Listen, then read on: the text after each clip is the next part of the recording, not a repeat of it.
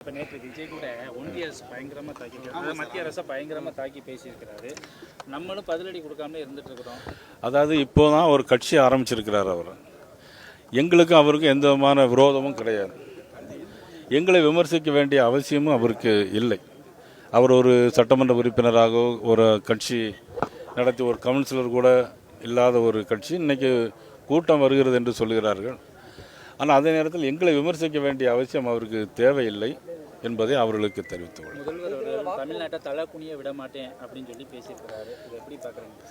தமிழ்நாட்டு தலைகுனிரோ இல்லையா, தமிழ்நாட்டு மக்கள் எல்லாம் இப்போ ரொம்ப தலைக்குனிவாக தான் இருக்கிறாங்க. இப்படி ஒரு ஆட்சி இருக்கே அப்படின்ட்டு. அது உங்களுக்கும் தெரியும்.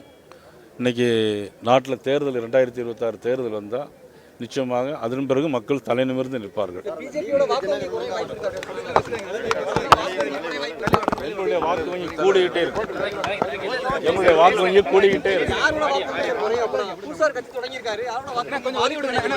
திமுகவுடைய வாக்கு வங்கி குறைந்துகிட்டே இருக்கிறோம்.